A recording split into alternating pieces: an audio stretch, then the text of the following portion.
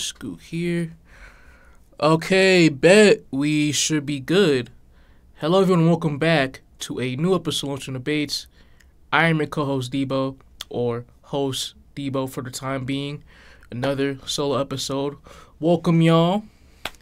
Same as before. Since this summer, we in the studio panel. Got all the controls here. Yeah, man. If you guys have watched us before, you know what the deal is these past few months. If you're new here, thank you. Welcome. We have a ton of great content for you guys. We've been doing this over the past year now, so if you happen to get across this video and watching it right now, thank you so much, and we hopefully want you to come back and watch even more because we have a great thing going on and we'll continue to have a great thing. I ordered that very poorly at the end, but does not matter. Yeah, don't got the thumbnail for this episode due to time. Oh, I'm sorry, due to time, but hey, enjoy that stock image of the backdrop of downtown Denver with all the mountains. So, yeah. Shoot. Okay, one more thing. I already said about people having a good day. All right. One more thing, actually. Wow, I am all over the place. Make sure to like this video, comment your thoughts down below in the comment section, and subscribe to the YouTube channel. Also, follow our IG and TikTok platforms, both with the handle at Lunch from Debates. Post a ton of content on there, daily reels from us of each episode, as well as highlights in the sports world, other good stuff like that. It's a great time, basically. So please do get on that. All right. So for today, doing a quick rundown, we got a decent amount of things to talk about for this episode. First, we're going to get into college football, talk about CU, CSU, that game, get a little bit of a recap, and the drama that happened post-game between Shador and Braden Fowler-Nicolosi. And moving down the line, going to be all NFL segments, couple of news ones. The most recent one, Tua going on injury reserve for the time being, as well as Bryce Young being benched, the former first overall pick. And then for our main segment today, we are going to talk about 0-2 teams in the NFL right now after week 2. Which week 2, that was a crazy week, man, of football. Lots of upsets. Obviously, the game last night was one of them too. Shout out to Atlanta and Kirk Cousins getting that game-winning drive at the end to win the game. 22-21 Atlanta, final score. Oh, man, Sirianni, Vic Fangio defensively at the end. Horrible management. Yeah, puts them in a bad spot, 1-1. Got 2 very tough games versus the Saints and the Bucks. So we'll see how they can bounce back from that. Great ending to that game, man, in general, overall. But with the 0-2 teams, we're going to talk about how much should they panic right now on a 1 to 5 scale. So 1 obviously being not worried at all, to 5 being, hey, man, we are in very big trouble. The season might be over already in September. So just a little rundown of all the segments, man, and obviously, as for every other episode, it's going to be a fun, entertaining one. So let's get into it.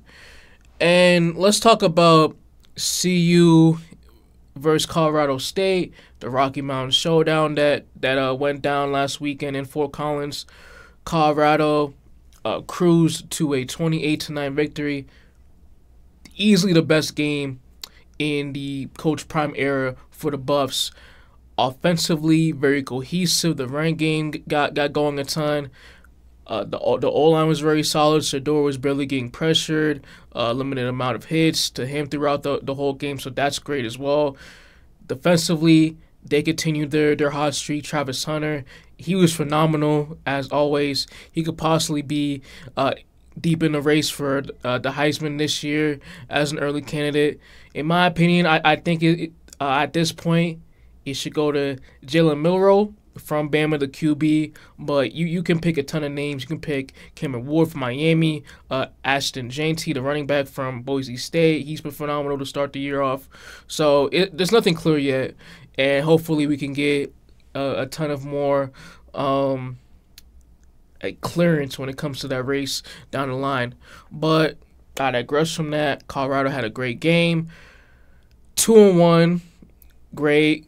And moving on to next week versus Baylor. So, hey, what else can you say? But for this segment, I wanted to talk about the post-game interaction between Shedeur Sanders and Brandon Fowler-Nicolosi. Fowler-Nicolosi, he was walking up to Sanders, trying to dap him up, give him a handshake for, saying good game. But Shedeur, hey, he took offense to that, especially for the words him and wide receiver Torrey Holden were saying about Colorado before the season started in August. So that all boiled down, and on social media, a lot of people are talking crap about Shedeur and what he did. And I will say this. I understand Colorado football, how the program has been ran since Deion came there as the head coach. It's not been the most, smooth approach. There's been a ton of problems and issues revolving around the team. But when it comes down to it, when other teams talk trash, talk crap about their program, talk crap about the players, they have the right to retaliate. They have the right to say, "Nah, man, we're not doing that sportsmanship type of thing." When all offseason you trashed us and trashed everything we do, And I'm feeling a lot of double standards when it comes to Shedeur and what he did towards Fowler-Nicolosi, man. He had every right to say, "Nah, man, F that. No, I'm not shaking your hand, man. You talked a lot of crap about my dad. You and your wide receiver and your head coach, too. Talked a lot of crap about my dad. Talked a lot of crap about my football team, my teammates. All that stuff said. We're already here for IG followers. That's all we all for. No, I don't respect you enough to shake your hand after that, man. So, hey, I didn't mind it at all. And it's frustrating as a fan just to see the hypocrisy revolving around this Colorado team. I understand Colorado over the past year, they've talked their crap, and respectfully, the other team, like in Oregon, they had the right to say crap back, Absolutely. But in this case, Colorado, the week leading up to this matchup, they said nothing. They kept quiet the whole entire time. And there was a whole lot of smoke for no reason from CSU, especially pregame. I heard the report that one of the CSU players, he bumped into one of the wide receivers coach, and if you saw the game on CBS that night, the wide receivers coach was talking to head coach of the Rams, Jay Norvell. They were getting heated, and that was completely fine on the Colorado coach because, hey man, your players are out of line, but you gotta get that down, man. We're not gonna put up with this crap. So, hey, salute to Colorado for handling themselves the way they did. I thought that was perfect, and it was a sign of their growth, progression as a football program and team overall. And yeah, for CSU, man, I know y'all want y'all clout. I know the program is not as hyped compared to a ton of other teams across the country. CSU is no more for a basketball school than football. But, hey, man, I guess y'all got your clout, and you got an L with you to take care of that. So, hey, so much for all that, all that talk and smoke. Hey, but, hey. Well, we'll see how the rest of the year goes down for both teams. So, can't wait for that. All right, let's move on to our next segment. And I just put this down in my notes. this news just recently came out the past few minutes now. Excuse me. Tua Tagovailoa, a Dolphins quarterback, has been placed on IR. Obviously, post concussion he suffered from last Thursday's game versus the Buffalo Bills. In the second half, he was running for the first down, and in a collision between him and Damar Hamlin, Hamlin was trying to tackle him, and Tua went into his chest. The head obviously was tilted at a weird angle from that hit, and because of that, Tua, it was a scary moment. It was really frightening and scary to watch as a fan, especially when looking at Tua's previous history. Yeah, it just brought me back to the moment where he had his concussion, where he got slammed on the ground versus the Bengals, and he had to be taken off the field on a stretcher. So, yeah, that was just horrific to watch. But now Tua has clearly stated he's not going to retire, and for the time being, he will be on the IR list, which will be out for a minimum of 4 weeks. How do I start this off? I think the reason why I didn't talk about, this happening and not giving my instant reaction to the whole thing was basically being this, man. Like, I'm not a doctor, first of all. I know nothing about the medical field. I have parents that are experts in that. They both work in said field, but for me, I'm not informed at all when it comes to that, especially with concussions in an advanced manner. And also, I'm just not Tua. I'm not the guy meeting with all these doctors. I'm not the guy meeting up with all of my coaching staff and teammates and family members. I'm not the guy that's going to make the decision. So I think just me following the trend of other people who posted about his injury, the recent injury, and said their thoughts, I'm not with him, man. I'm not him in general. Like, I'm not in these discussions. I'm not in these meetings. So I just think that I didn't think that my opinion would really matter in the whole situation. And obviously Tua is still gonna play. Hey, there's nothing we can do about it. Like, all of the fans here, all of the media heads, all of the former players that talked about this, it's his decision at the end of the day. But I'm hoping that there can at least be a little bit more precautionary, practices being put in place to prevent this from happening again. Obviously, with the trend of guardian caps on the helmets, that's been a strong talking point throughout this year. I don't want to mess up his first name, but Kyron Granson, the tight end for the Indianapolis Colts, he had a very good piece on TikTok on his decision to wear a guardian cap for the season. And basically what he said was like, I want to remember all the memories I have with my wife and kids. I want to be there for my wife and kids when I'm long playing this game. And I thought that was a really interesting perspective from his point of view. So, man, I got nothing else to say, man. I just hope this doesn't happen again. Obviously, Tua is a competitor. He's going to fight tooth and nail to be on that field. We've seen that from Alabama. We've seen that with his career with the Dolphins, too, bouncing back from all these injuries. So, man, I'm just hoping for the best. I pray for Tua's health a lot, man. And I pray for all the other athletes, too, suffering from all these injuries.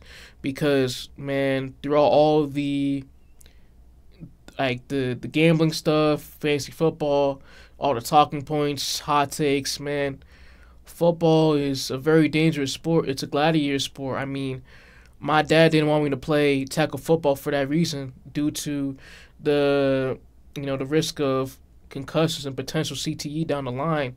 So as I've gotten older, I've just respected these athletes more for putting their bodies on the line. I wish the league could take a lot more care of these athletes, especially post their playing careers. And you can say that about a ton of sports leagues around the world too, about that matter. But man, it just sucks.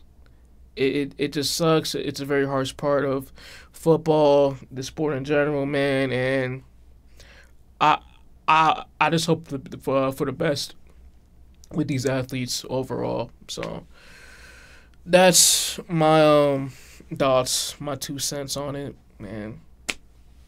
Sorry. Sorry. All right. Next segment, we're gonna talk about Bryce Young and his recent benching. If you haven't heard already, the Panthers have announced Andy Dalton will start in place of Bryce Young for Week 3. Man,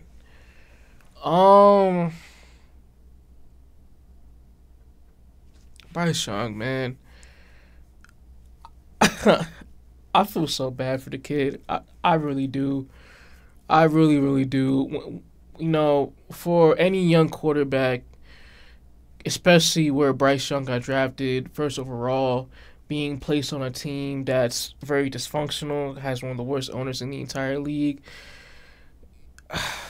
When you play badly, you perform really bad, you never want to be put in those all-time bust tiers. You never want to be put amongst like a Ryan Leaf, amongst a Jamarcus Russell, because, man, I'm 100% sure that is a huge toll on your mental and your psyche, man. Just having to deal with a bunch of people in the media, especially, saying that, hey, man, you're just trash. You didn't get the job done. And for Young to have that being placed upon him within all of these responsibilities as a young QB, which, especially his first year, he didn't get the help at all to succeed under Frank Reich.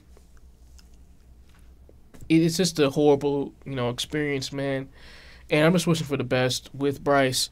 With that being said, it was absolutely the right decision to bench this man. I'll say this.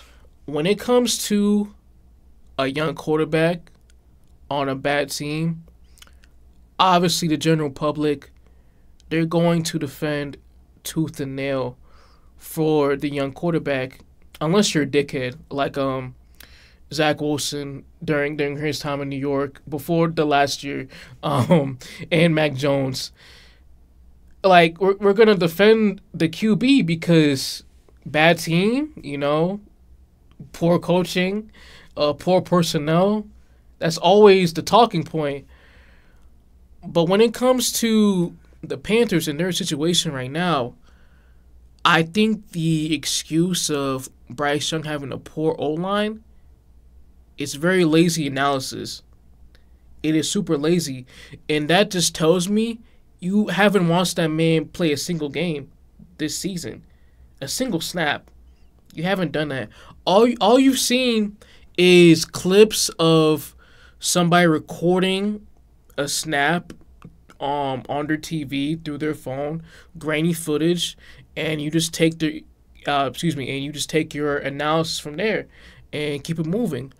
But when you actually look into the film, you look into the advanced stats, Bryce Young was clearly not playing well, and a lot of that was on him. I'm gonna put out some stats real quick for you guys. Bryce Young dropped back 29 times versus the Chargers this past Sunday. Guess how many times he got pressured? I'm going to leave it for you guys. Y'all ready? Okay, then. 4. He got pressured only 4 times versus the Chargers. On a D-line where you have Joey Bosa and Khalil Mack as pass rushers. 4 times that entire game he got pressured. He had the lowest pressure rate out of every QB that started in week 2. And what do you do?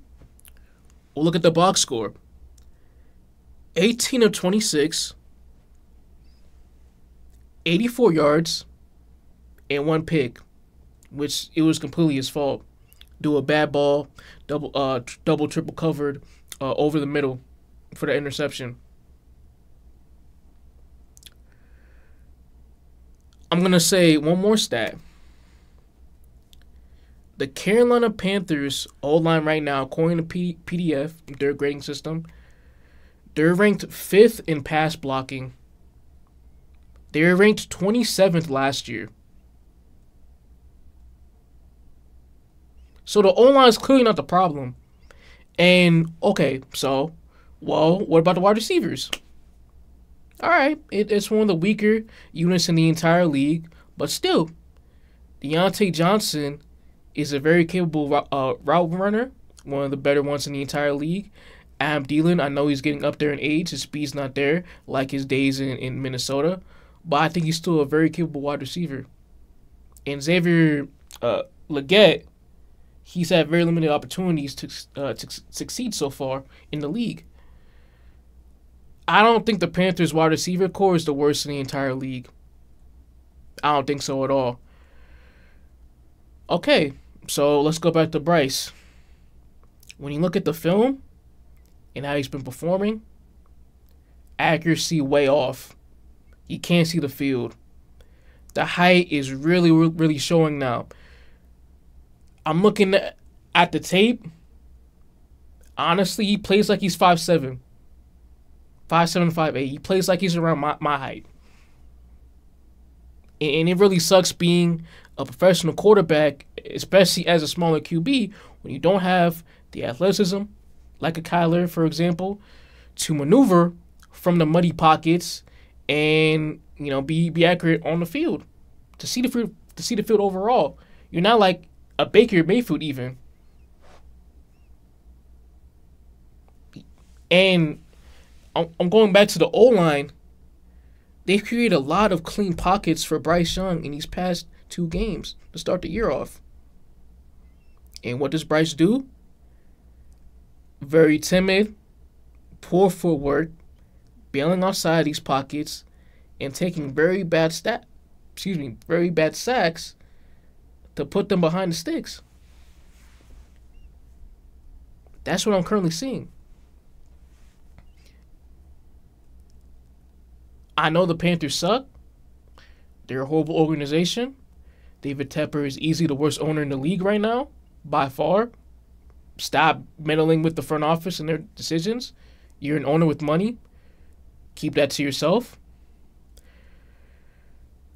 But if the Panthers kept starting Bryce Young for these next 15 games, I can say with confidence they would have finished the year off at 0-17.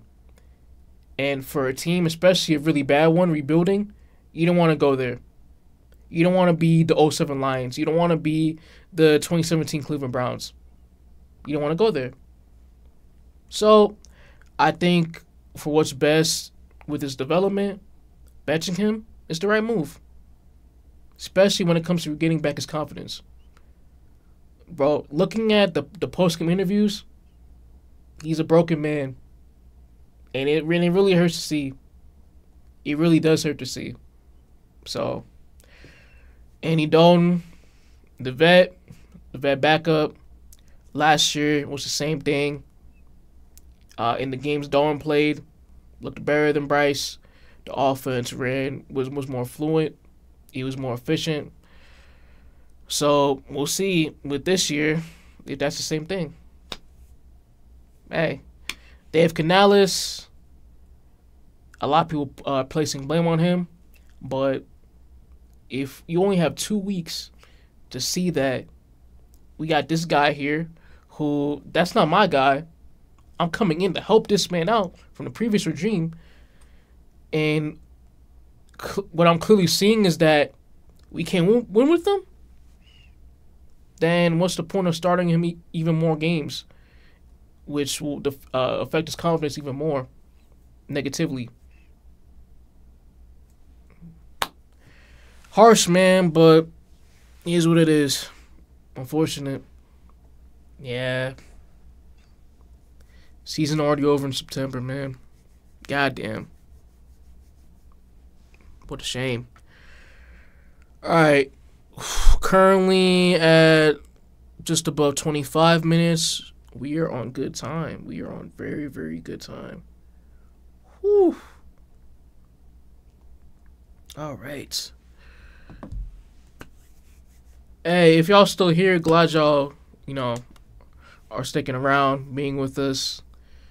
It's a great it's a great opportunity, man. It's very great. Ooh, all right. Enough rambling aside. Let's get into our main segment, and we're gonna talk about current 0-2 teams in the league right now, and how much they should panic. Again, like I said at the beginning, on a scale of 1 to 5, 1 being we're not worried at all, 5 being, yo, we might be cooked. Simple as that. I got 4 teams here. I know those aren't all the teams currently 0-2, but I didn't want to add teams like the Giants, the Panthers, the Titans, because I knew those teams weren't going to be good. I knew they were going to be towards the bottom of the league. The Colts as well, too. Like, man, it's like they're not good, and we expected them not to be good heading to this season. So, what's the point of even trying to analyze for this like segment? It's gonna take way too long. Like the Giants, Daniel Jones stinks. Whoop-de-doo. But shout out neighbors though. Panthers, obviously, they're horrible. Probably gonna get the number 1 overall pick. This draft too as well. Like there was just no point of trying to add those teams as well too. So currently, going back to it, right now I have 4 teams. The Bengals, the Ravens, Rams, Jaguars. Simple as that. So let's get into Cincinnati. And with the Bengals right now, I have their panic meter at a 1. Coming into Arrowhead against one of your biggest rivals in Kansas City, after you laid an egg against the Patriots week 1 at home, the offense looked very mediocre. Couldn't get a consistency going throughout the entire game. And for you to go on the road in KC, Arrowhead, and take the 2-time defending champs to the brink, where, man, if not for that penalty, that DPI on that 4th and 16, which, hey, man, that was clear pass interference. If you're angry about that, too bad. The Chiefs have been affected by the refs these past few years within this dynasty. It's nothing special. Like, if you're really that mad about the Chiefs getting any situations, then just play better. Worry about your team not being amongst these heights, man. Worry about that. Like, you have fans that like that like the Raiders, that like the Dolphins. What other teams like the Giants? Oh, like like the Cardinals. Like, your team's been trash, man. Like, worry about your own team. Don't worry about what we're doing right now. Like, bro, like blaming the refs all the time. It's such a big cop out. It's such a cop out, man. But that can be for another day. But I continue with the Bengals. So for Cincinnati to push the Chiefs to the brink, where throughout those 4 quarters you were clearly the better team. Lou Anarumo, the DC defensive coordinator for the Bengals, he did again with Patrick Mahomes. The scheme, man, they kept the Chiefs rattled. The offense sputtered a lot of times throughout Kansas City. Something about that defense, man. Lou Anarumo is the kryptonite for Patrick Mahomes and that Chiefs team, which heading into the year, I always thought the Bengals were one of, if not the biggest threat to take down Kansas City, to stop the potential three-peat because of Lou Anarumo, because of the scheme, only pressuring 4 rushers, muddying the pocket, closing down on those passing windows for Mahomes, making him be scattered with his feet, dropping 7, 8 back and letting Mahomes take the checkdowns, no deep plays, which you look at the passing chart for Mahomes, most of his passes were on the line of scrimmage. So, another masterclass by Anarumo. Burrow's still healthy.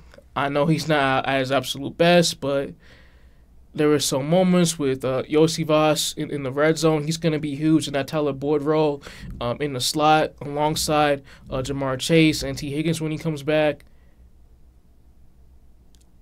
I think Cincy, especially with their easy schedule, I think they're still going to finish amongst the AFC's best, for sure. And you look at their games, their next 4, they play Washington, the Panthers on the road, Baltimore. That's going to be a huge game when it comes to seeding. And the Giants at MetLife.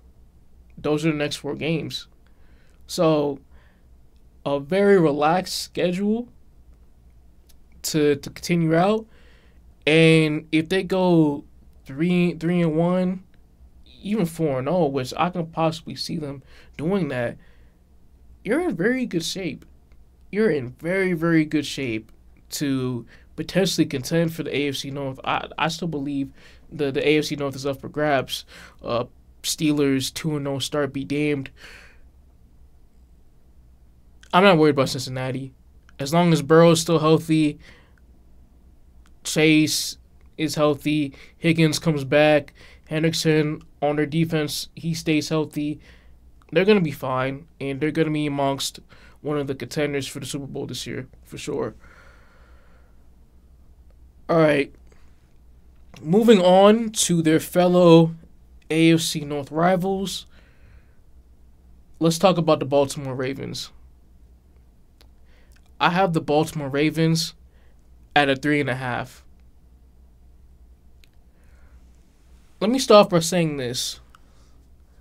Whenever the Ravens choke a big lead, I'm going to say this again.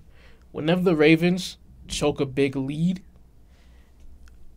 the talking point throughout all these media shows, media heads on YouTube, all that stuff, they always blame Lamar. Oh, Lamar didn't do this. Lamar didn't do that. Lamar's a choker. Lamar. Okay, which, hey, man, it's easy. He's the quarterback, and you can put a lot of blame on him for how that panned out. Which, okay, Lamar is not completely innocent. He's had his moments, especially in the championship game versus Kansas City last year. Okay, I'm not going to get on you for that. But what ticks me off is John Harbaugh. Where is his name? Where is the blame being put on this man? For over the past decade, this man is skated by with so many mediocre coaching performances, especially when it matters the most, in January 2. No blame is being put on this man. He gets off scot-free year after year after year after year. I'm hearing so much stuff about Lamar, about choker this, choker that. What about John Harbaugh? So many times he loses challenges, the lack of game management towards the end of these games, the complete absence of going away from work in the regular season, going away from the run, like moving away from their whole identity. That's happened so many times under John Harbaugh in the Baltimore era, yet he doesn't get any blame for this. When are we going to stop coddling for this man? How do you get zero blame? Bro, I'm going to read off a quick stat. John Harbaugh has the most blown double-digit leads in the fourth since 1991. He's the coach with the most blown leads since 1991. Against the Ravens, who before that Sunday were 0-46, trailing by 10 or more points in the fourth quarter, with Gardner Minshew being one of the worst QBs in the entire league, and the Ravens' offense being one of the worst, in the league as well. And they came back to take down Baltimore, which they were heavy favorites to win this game at home. Yet this man gets zero blame. All I'm hearing is Lamar. What about John Harbaugh? Lamar single-handedly kept this man a job for years now. Years, and I'm sick of it. I'm so sick of it. Hey, you can crap Mike Tomlin for all you want. All you want for him, in his performances over the past few years in Pittsburgh. But I do know this. His coaching jobs over the years with much weaker talent and poor QB play, that is still much more commendable than whatever John Harbaugh is doing with consistently having one of the most talented rosters in the entire league, especially on the defensive side. Pissed away so many talented teams over and over and over again.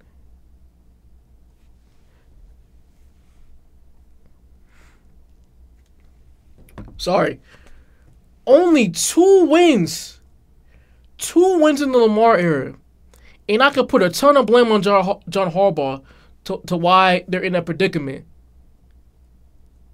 He's washed, man. He's cooked. He's not a good head coach anymore.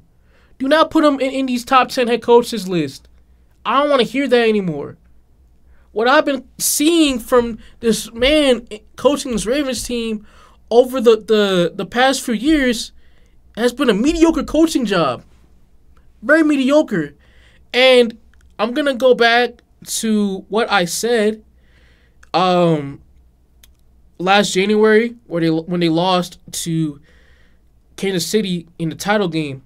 I was talking about this to Matt for our episode to recap that. I said that the John Harbaugh era in Baltimore has ran its course and they should cut their losses immediately. And with my decision, it helped me out with the fact that they had an already high-level assistant in Matt McDonald. And that defense that entire year was phenomenal. The clear best defense in the NFL by far. And obviously, he goes to Seattle. I know Seattle, the Seahawks, have had a ton of rocky patches these first 2 games. But they're 2-0, and their defense with McDonald, obviously, there as the head coach, and a ton of new personnel on that side of the ball, they look really good. They look really good defensively. And for Baltimore, that man's gone. You can't get him back anymore. That would have been the perfect replacement for Harbaugh. Now you don't got that leverage. You're stuck. And unless you witness a cataclysmic collapse from the Ravens this season, they win 6 games. He's not going to be gone at all. If they make the playoffs, okay, man, we'll just bring him back. No biggie. Damn shame. Damn shame.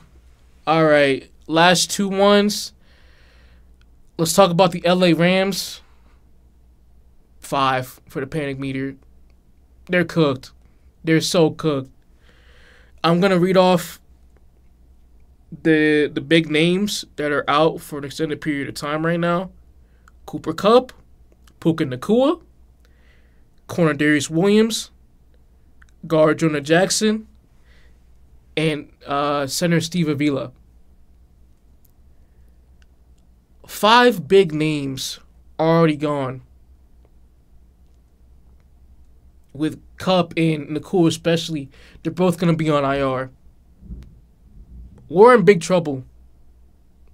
The Rams, we expected them to be a dark horse coming into the year after their surprising season, going into the wild card, almost beating Detroit on the road. But man, with this many key injuries already and as tough of a schedule they have, it's over. It is over. Banged up O-line, receiving core depleted, the ranking game can't get going. Defensively, they're looking very poor post Aaron McDonald. The run game has been atrocious. I know they've played against Detroit and Arizona, two of the best rushing teams in the entire league. But when you give up almost 400 points on the ground, when you give up almost 400 yards on the ground, that is a major problem. The secondary's not helping a ton too. Trey White's washed. Cameron Curl's been really bad. Red flags everywhere. Red flags everywhere, man. And Sean McVay's still there calling plays. Still got Kyron Williams. Matthew Stafford, obviously. He's still at the helm at quarterback, but that's not enough. This Rams team is depleted. And with a hard schedule, having to already be in what's looking like the hardest division in football right now with the Seahawks, the Cardinals, and the Niners especially, man, nah, I don't see playoffs anytime soon for this Rams team. It's over. They're gunning for that top 5 pick this year, man. It's unfortunate, but it is what it is. All right. Last team is the Jacksonville Jaguars. And for my panic meter, I have them at a 5. In their last 8 games, they have a 1-7 record. When talking about the Jaguars, I have nothing bad to say about their defense. Defensively, with Ryan Nielsen, their first year defensive coordinator, they have been very, very good. Super good, man. Against Cleveland, 2 in 13 on third down for that Browns offense. Only allowed Cleveland to score 3 points in the second half. They were really good. Very, very good. A solid unit. But I'm going to trash their offense, man. It's crap. It is really, really crap. And with Press Taylor, their OC, and Doug Peterson, where's the identity? You want to run the ball. The O-line's soft. The O-line's super soft. You want to pass the ball. You have one of the more mediocre receiving cores in the entire league. You're up there amongst the teams with the most drops by far. Where's Brian Thomas? You have to unleash this man at this point. He is your clear most explosive option. He is your clear best receiver on the outside. Gabe Davis and Christian Kirk, that's not going to do it, man. You got to design more touches for Brian Thomas. Only 8 combined touches for the rookie this year out of LSU. And in these first 2 games, he has clearly shown, outside of Evan Ingram and ETN, obviously, to be their best weapon by far. The deep ball, T-Law and him connecting in that game to at least make it interesting in the second half. The touchdown he had versus Miami in week 1. He has already shown you so many flashes as a young receiver, yet you're not giving him the ball more. I don't understand that. Your offense is already mid as it is. Give him more touches. You need that explosiveness. You need that big play ability. Because you look at everything else, it is super poor, man. And, these next two games, Buffalo, the Bills, and the Texans, both on the road, they could possibly go 0-4 to start the season. And throughout NFL history,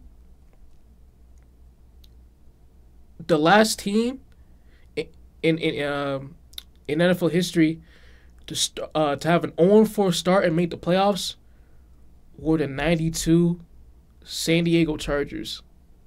That was 32 years ago. The internet was barely existed. That's how long we're talking about. So, if you lose these next two and go down 0-4 in a division where Houston, their offense is looking great. They're clearly going to win the AFC South. So, we're cooked in that regard. So, you have to get a wild card spot in the AFC where you could potentially, you need about like 10 wins minimum to get a wild card spot in that conference. We're cooked in Jacksonville, man. Press Taylor, Doug Peterson especially, they're coached for their jobs by far, man. And Trevor Lawrence, again, I'm going to keep defending him, but the inaccuracies in the clutch especially, it's a clear sign, man, and I can't keep ignoring that. And you can only get so many passes, especially for a guy like Lawrence with so much hype, being labeled as a generational prospect out of Clemson. You can only get so many passes before it's like, hey, man, where are the results? Where do you need to produce? We need you to produce right now, man. You're supposed to be the prince. And you're looking like a pauper. You're looking like a peasant. Nah, actually, nah, that's too harsh. We'll go with pauper. I don't know, like, medieval language that much, but yeah, I think pauper's the right phrase. Pauper. We'll go with that. But at the same time, man, results gotta show up. It's the time is now, simply. Dang. All right. And that's about it. Out of all these teams to make the playoffs, I think Cincy has the clear best chance. Baltimore, they're clear. Excuse me, Baltimore, they're a clear second. As long as they got Lamar, you got a chance for sure. But the run game has been really poor. O-line has been bad at times. Falele and Patrick McCarry on the right side of their O-line have been bad. Very bad against Oakland, too. So, again, Lamar, you got a chance, but still, there's a lot of holes within that Ravens team, for sure. And then the bottom two, I have Jacksonville in third, and dead last, the Rams, for sure. So, that's it with that segment, and for this episode in general. If you guys have made it this far, thank y'all so much for love and support. Please leave a like, comment, and subscribe. Also, make sure to follow our other platforms, Instagram and TikTok, both with the handle @Lunch from the Bates. And yeah, man, another fun one. And shoot, hope you have a great day, man. Peace.